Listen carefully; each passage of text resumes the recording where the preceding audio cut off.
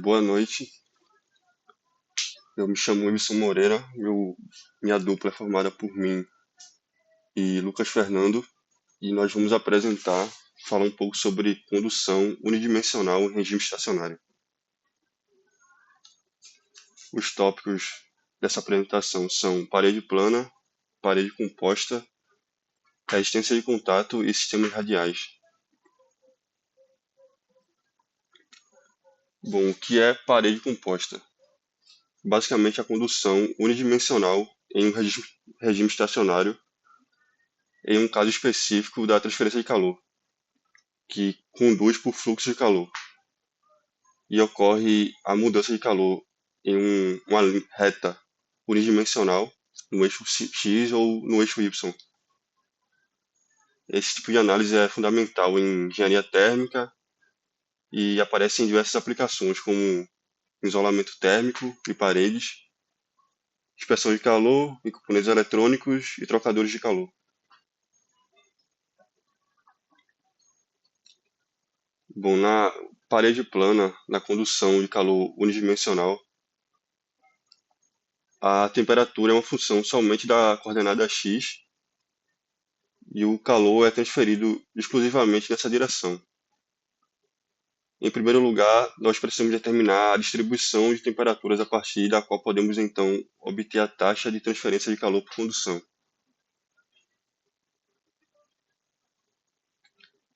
Nessa imagem aqui eu coloquei ela para a gente entender melhor, elucidar a questão. O fluxo da temperatura sempre vai no eixo x, nesse caso aqui da esquerda para a direita.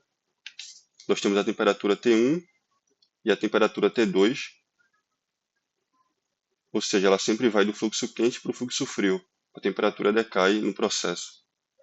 E aqui nós temos o fluxo também do calor por unidade de área, representado nessa parede aqui.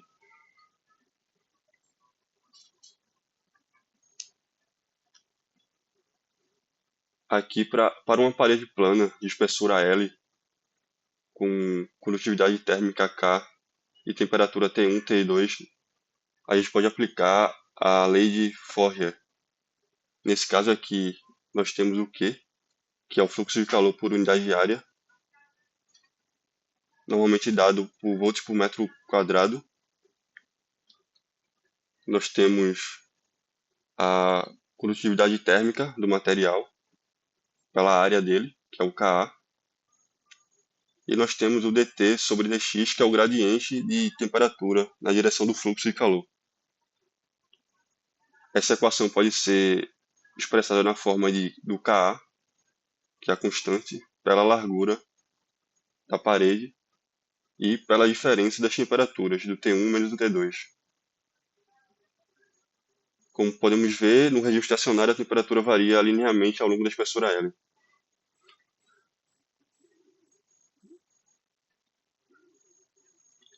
Falando um pouco sobre a resistência térmica, no caso das paredes planas, a resistência térmica da parede específica, ela pode ser dada pela variação da temperatura de entrada e de saída, sobre o fluxo de calor por unidade de área, que pode ser expresso também como a largura sobre a constante térmica do material.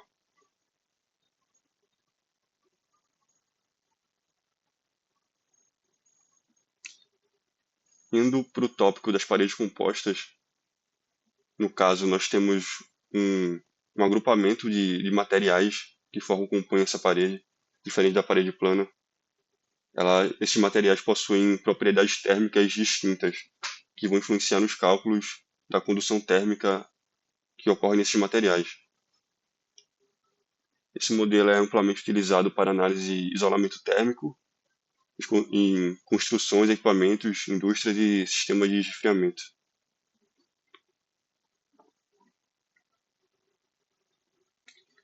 Bom, alguns tópicos sobre a parede composta.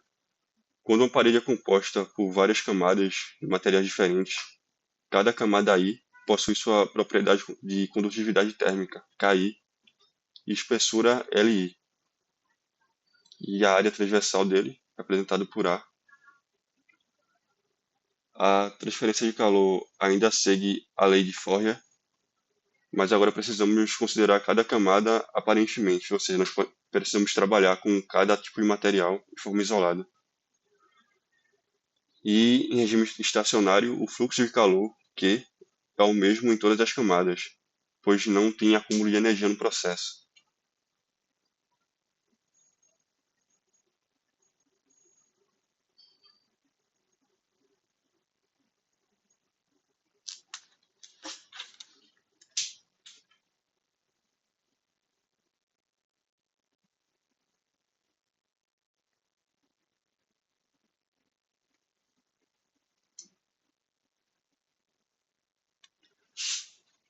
Bom, voltando aqui, pode passar.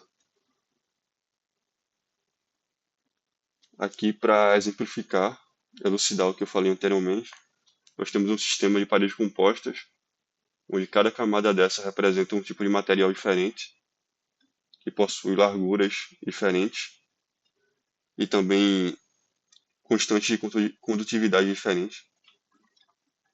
Nós temos a temperatura de entrada, que vai se comportar de maneira diferente para cada tipo de material até a saída, sempre na direção do eixo Y, ou seja, na direção do fluxo quente até o fluxo mais frio.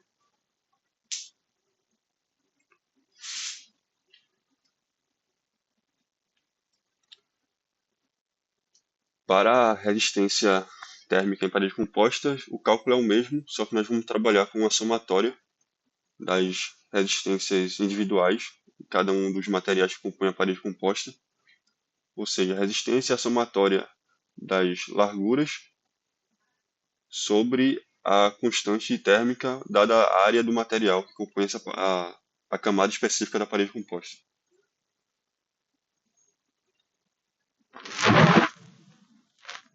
Falando sobre resistência de contato, tanto em ambos os casos, porque a resistência de contato, basicamente, ela fala sobre as irregularidades microscópicas que criam pequenos espaços preenchidos por ar ou por outros fluidos, reduzindo a condução de calor, ou seja, a condução térmica dos materiais que compõem a parede. Essa resistência pode ser crítica em diversas aplicações, como em componentes eletrônicos, trocadores de calor, junções de materiais e sistemas de isolamento térmico.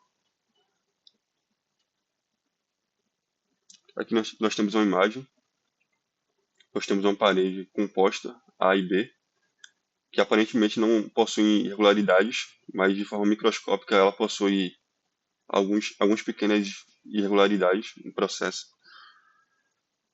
E os motivos dessas falhas podem ser o material da superfície, pode ser causados por porosidade da superfície, pressão de contato e presença de fluidos intersticiais, ou seja, fluidos internos no material. E a resistência térmica, nesse caso, ela vai ser dada pela diferença da temperatura sobre o fluxo de calor do material específico.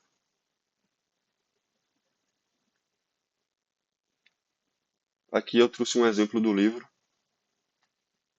que tem uma tabela de resistência térmica de contato para diferentes tipos de materiais. E esse valor normalmente ele é dado por metro ao quadrado vezes o, a condutividade térmica vezes volts. E existem vários valores, tanto para pressão de contato de aço inoxidável, como podemos ver, cobre, magnésio, alumínio, hélio, hidrogênio, óleo de silicone, glicerina, entre outros materiais.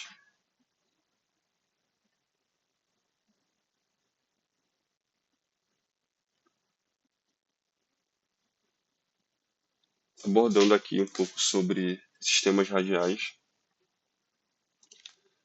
É um sistema em muitos sistemas térmicos, o calor se propaga apenas por uma direção reta, como é no caso da parede plana e de certa forma na parede composta também.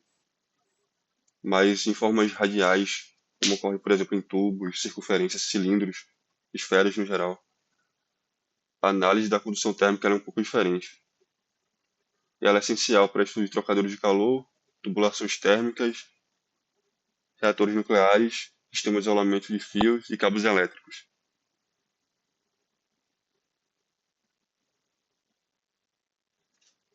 Para sistemas radiais cilíndricos, a condução térmica ela segue a equação de Fourier, modificada de forma diferente.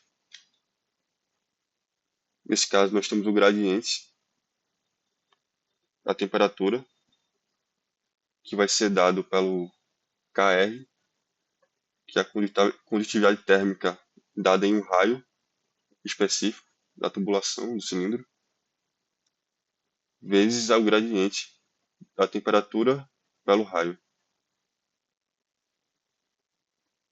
E a resolução dessa equação resulta na expressão do fluxo de calor para um cilindro de parede espessa, que vai ser dado pela transferência de calor, que vai ser igual a 2 vezes π, vezes a constante, vezes a largura do material, vezes a diferença do calor, dividido pelo logaritmo do raio externo pelo raio interno.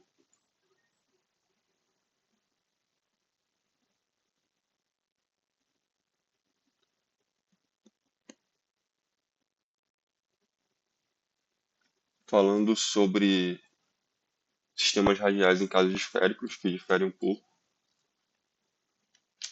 nós vamos ter a taxa de transferência de calor sendo 4 vezes π vezes a constância,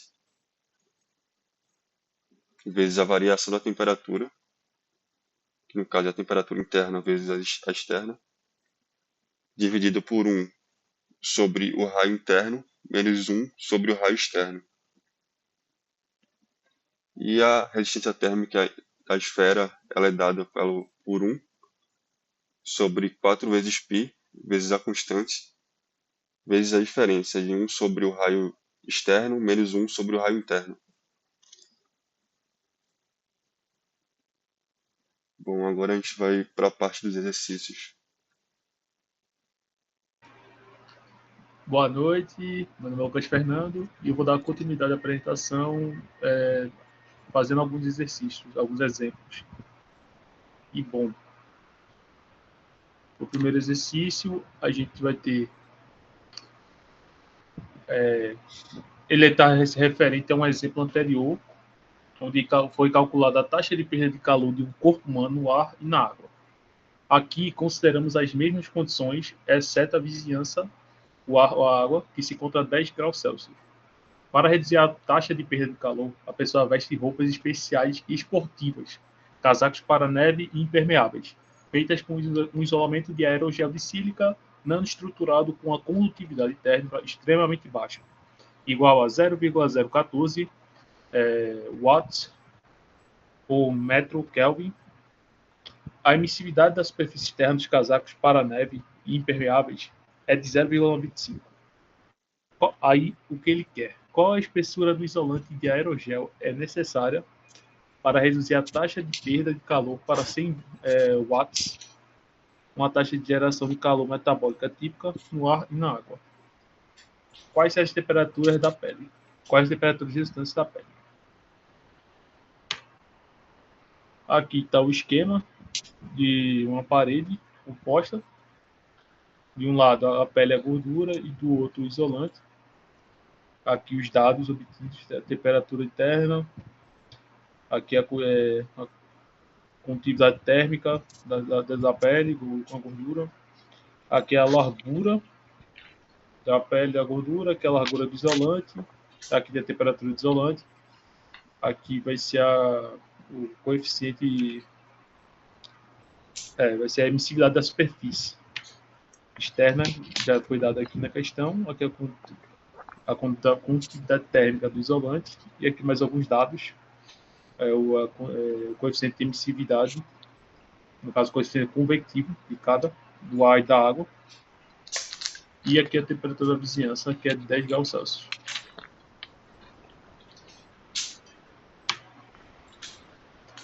Bom, Para começar,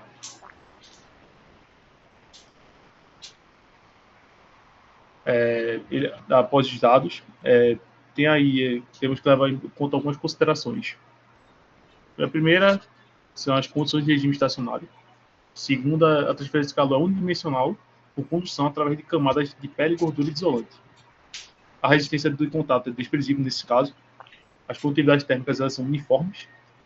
A troca radiante entre a superfície dos casacos e a vizinhança pode ser vista como entre uma pequena superfície e uma grande vizinhança na temperatura do ar. A água líquida é opaca para a radiação térmica e a radiação solar ela é desprezível nesse caso. Não vai ter muita influência. E o corpo ele encontra-se completamente imerso na água, na parte 2 da figura.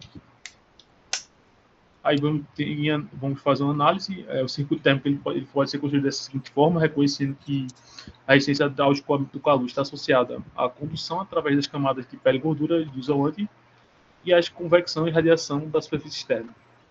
Dessa maneira, o circuito de resistências tem a seguinte forma. Um é o coeficiente convectivo igual a zero para a água. Aí todo o esquema sendo demonstrado. E aí, vamos lá. Deixa eu só... É isso mesmo. Primeiro o cálculo vai ser o da resistência térmica total. Tem aí a temperatura de isolante menos a temperatura da vizinhança sobre o fluxo de calor, onde a gente vai obter um valor de 0,25 Kelvin por watts. Essa vai ser a resistência total, resistência térmica total.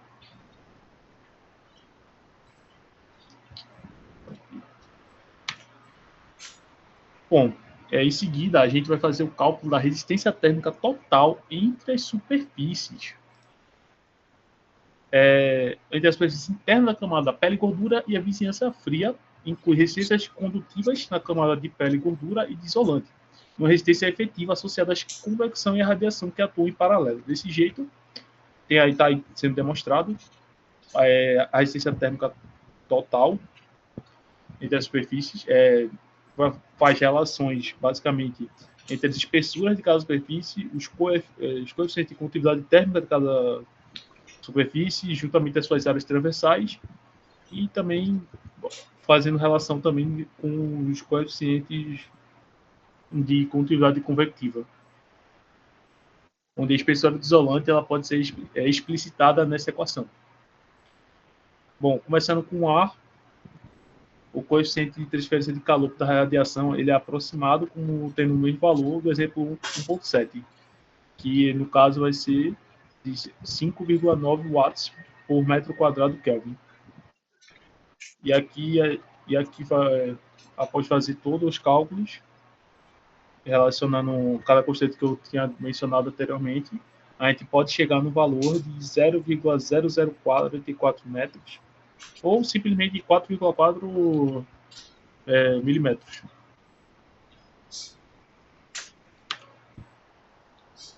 Bom, em seguida a gente vai fazer o cálculo do coeficiente de transferência de calor da água, no caso da largura do isolante, por parte da água agora, usando todos os dados da água, onde a gente vai fazer da mesma forma anterior, onde chegaremos no resultado de 0,0061 metros, que convertemos para milímetros, resultando em 6,1. Onde essas espessuras requeridas de material isolante, elas podem facilmente ser incorporadas nos casacos para neve impermeável. A temperatura da pele ela pode ser calculada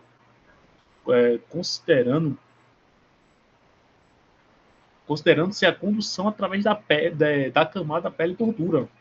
E aí a gente vai aplicar a lei de Fourier, utilizando o fluxo de calor igual a coeficiente de condutividade térmica da pele e da gordura, multiplicado pela área transversal, multiplicado também pela diferença das temperaturas entre o isolante e a pele, dividido pela largura da pele e gordura.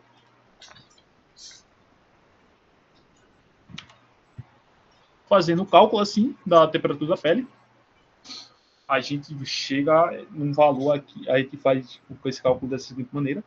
A temperatura da pele vai ser a temperatura do isolante menos o fluxo de calor multiplicado pela largura da pele e gordura, dividido pelo coeficiente de continuidade térmica da pele e gordura vezes a área transversal, onde a gente chega no valor de 35 graus Celsius. Não, no caso, 35 graus Celsius é a temperatura do isolante.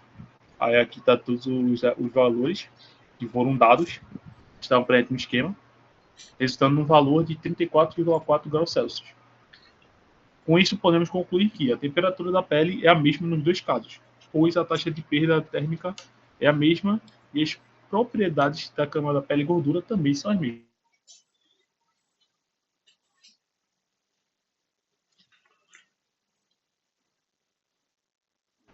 Onde ele diz o seguinte: um fino circuito integrado, chip de silício e um substrato de alumínio, com 8 milímetros de espessura, são separados por uma junta epóxi com 0,02 milímetros de espessura.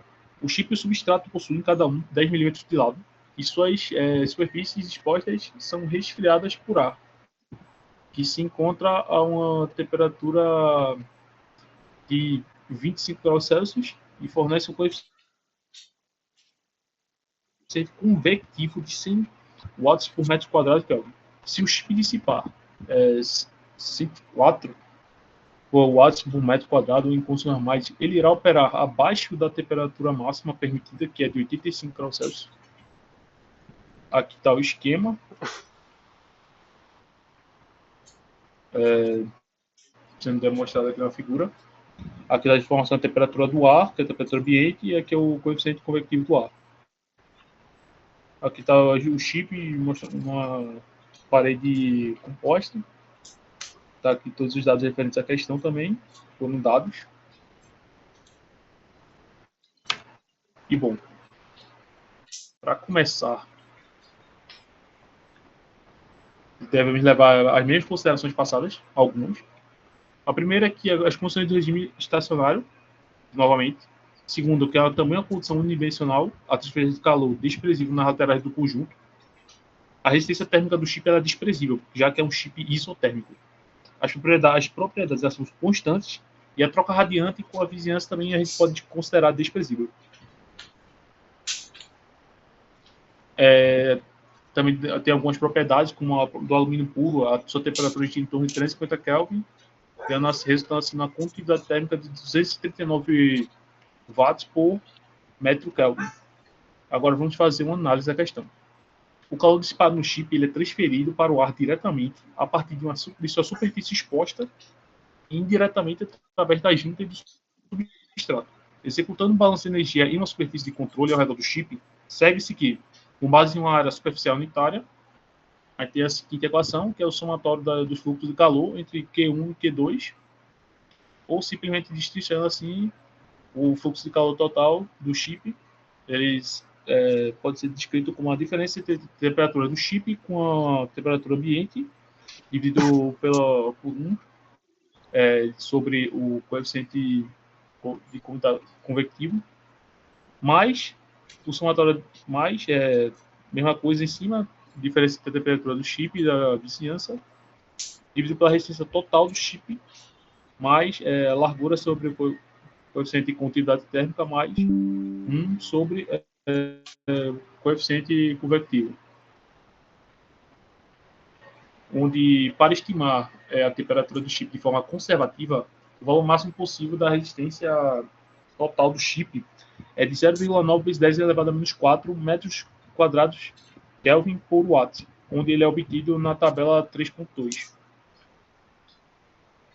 Onde, seguindo, temos aqui o cálculo da temperatura do chip, que pode ser feito da seguinte maneira, onde a temperatura do chip ela é a temperatura igual à temperatura ambiente, mais o fluxo de calor do chip, multiplicado pelo coeficiente convectivo, mais 1, dividido pela resistência total do chip, mais a largura sobre o coeficiente de condutividade térmica, mais 1 sobre o coeficiente convectivo, elevado a menos 1. Ou simplesmente a gente pode considerar,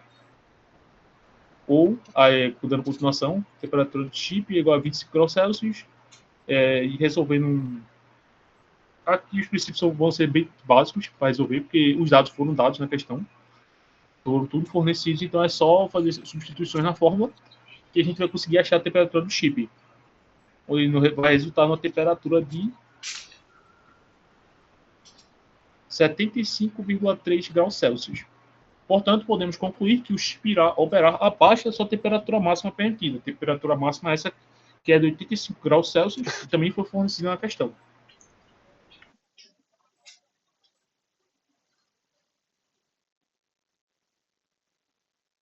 Um pouco maior, assim, podemos dizer, onde ele diz que um painel fotovoltaico é constituído por, do topo para a base, um vidro dopado de sério com largura igual a 3 milímetros de espessura, um coeficiente de condutividade desse vidro sendo de 1, condutividade térmica do vidro sendo 1,4 watts por metro Kelvin, uma camada de 1 milímetro de espessura de adesivo de padrão óptico, onde o coeficiente desse adesivo vai ser 145 watts por metro Kelvin.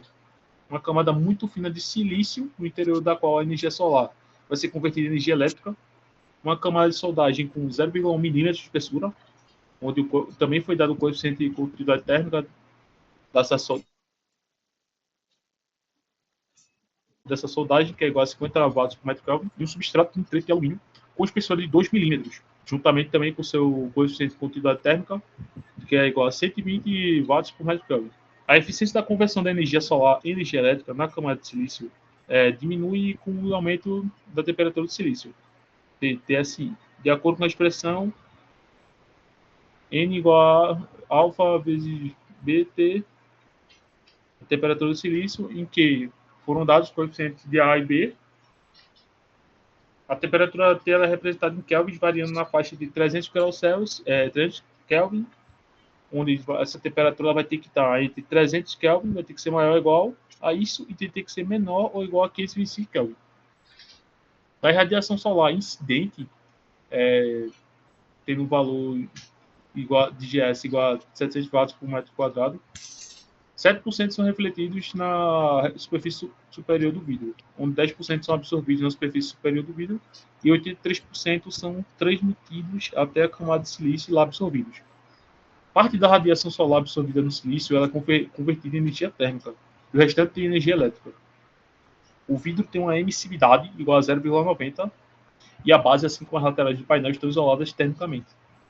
A questão ela pede para determinar a potência elétrica P produzida por um painel solar com uma largura igual a 1 metro de comprimento e 0,1 metro de largura em condições caracterizadas por um coeficiente convectivo igual a 35 watts por metro quadrado de Kelvin, e a temperatura do ambiente é igual à temperatura da vizinhança, que vai ser igual a 20 graus Celsius.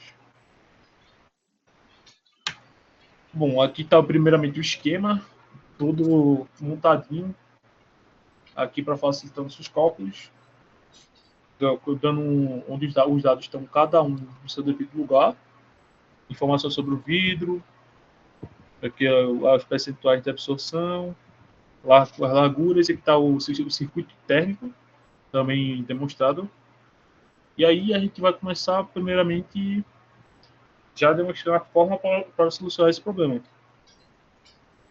Que é uma fórmula que ela meio que engloba, ela vai englobar basicamente as taxas de absorção, juntamente com as espessuras, e juntamente também com as temperaturas e os coeficientes de condutividade térmica de cada elemento presente.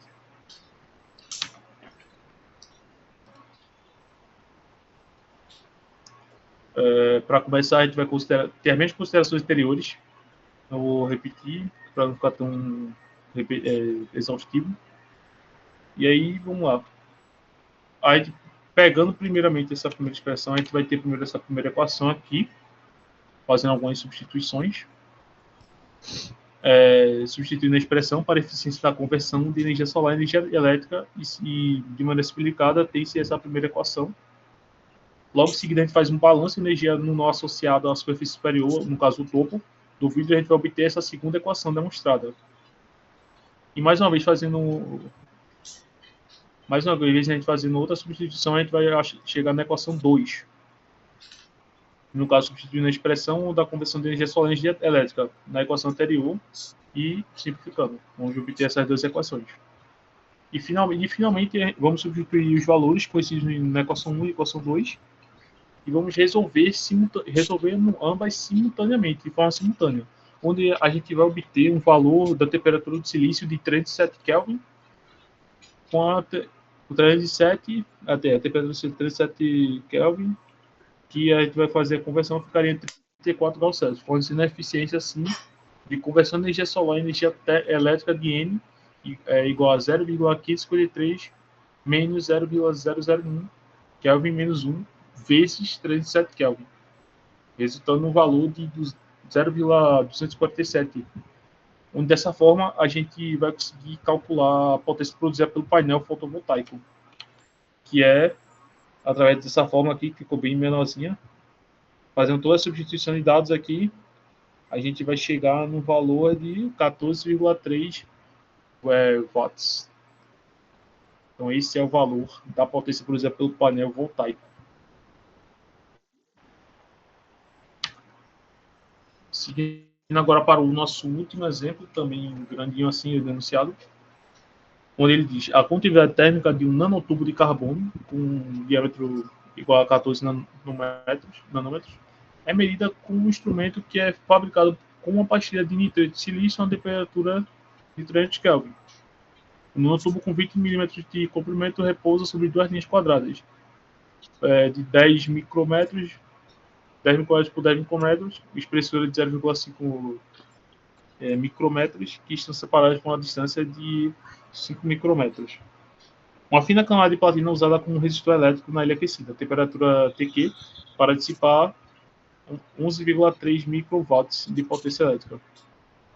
Na ilha sensora, uma camada similar de platina usada para determinar essa temperatura, que a gente vai chamar de TS. A resistência elétrica da platina, RTS, vai ser dada pela forma de E sobre I, que é onde é encontrada pela medida da queda de voltagem da corrente elétrica através da camada de platina.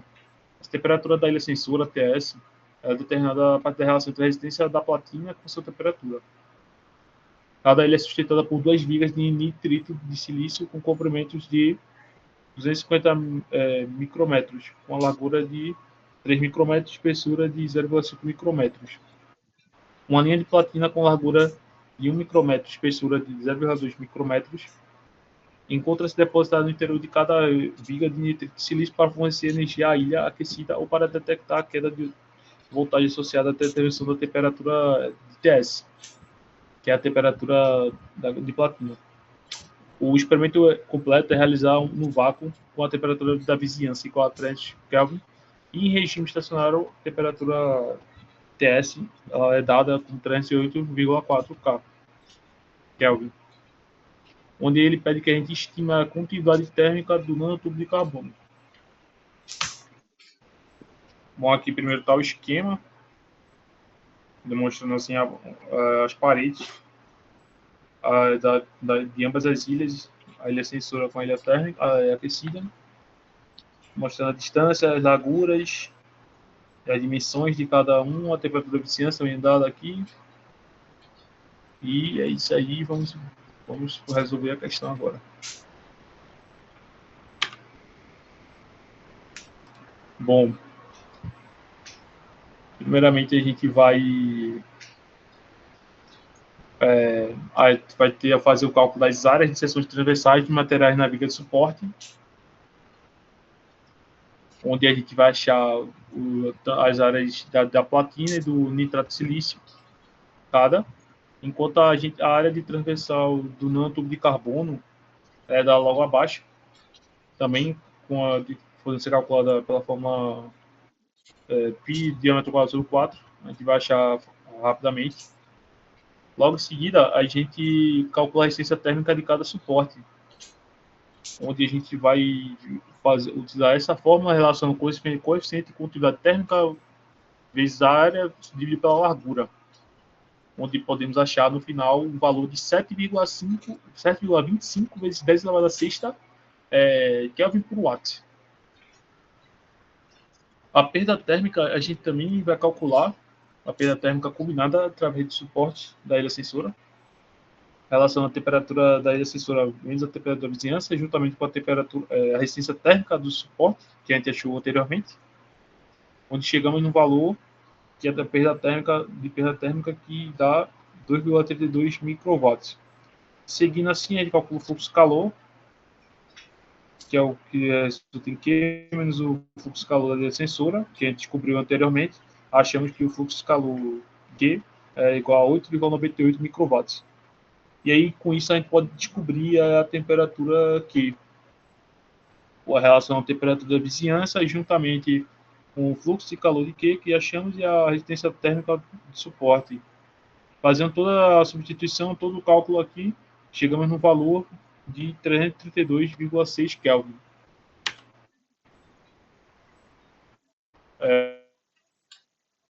Bom, dando continuidade, a parte do circuito térmico de TQ e TS a gente pode fazer uma relação onde o fluxo de calor da ilha sensora é igual à temperatura de Q menos a temperatura da ilha sensora, dividido pela distância sobre o coeficiente de condutividade térmica de nanocarbono vezes a área de nanocarbono, também a gente achou. A partir da qual a gente vai fazer algumas substituições, a gente tem todos os dados, o resta agora descobrir a coeficiente de condutividade térmica do nanocarbono, dos nanocarbonos, onde a gente chega no valor de 3.113 watts por metro Kelvin. E assim a gente finaliza o nosso último exemplo. Aqui estão as referências. E é isso. Muito obrigado. E para qualquer dúvida, estamos à disposição. Obrigado e boa noite a todos.